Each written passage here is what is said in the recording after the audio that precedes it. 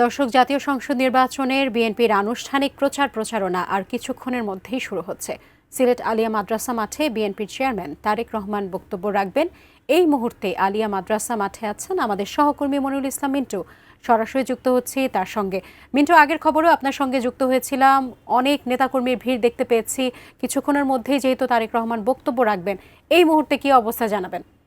সিলেটের আলিয়া মাদ্রাসা মাঠ এখন কানায় কানায় পূর্ণ। শুধু এই মাঠ নয়, আশেপাশের বিভিন্ন জায়গায় নেতাকর্মীরা অবস্থান নিয়েছেন।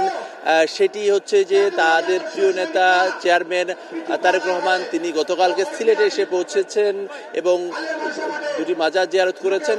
এই মুহূর্তে গ্র্যান্ড সিলেট হোটেলে তার অরাজনৈতিক তরুণদের সঙ্গে একটি মতবিনিময় চলছে, সেটিতে তিনি বক্তব্য রাখছেন। এরপরে তিনি এই আলিয়া মাদ্রাসা মাঠে চলে আসবেন এবং আলিয়া মাদ্রাসা মাঠের কথা যেটা বলছিলাম, যে মূল যে মঞ্চ, সেই মঞ্চে ইতিমধ্যেই সিলেট এবং সুনামগঞ্জ থেকে যারা বিএনপির প্রার্থী হয়েছেন এবং বিএনপির সমর্থন দিয়েছে তারা সহ সিলেটের সিনিয়র নেতৃবৃন্দ তারা মঞ্চে রয়েছেন এবং ধারাবাহিকভাবে নেতাকর্মীরা এক একজন প্রার্থীর সমর্থকরা এক একটা জায়গায় অবস্থান নিয়েছেন।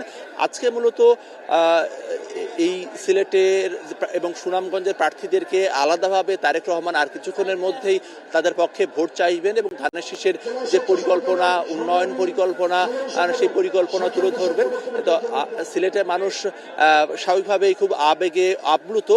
তার একটি কারণ তাদের দুলাভাই, অনেকেই বলছেন, তরুণ যারা রয়েছেন তারা বলছেন তাদের দুলাভাই এসেছে এবং দীর্ঘ 22 বছর পর তারেক রহমান কোনো জনসভায় বক্তব্য রাখবেন।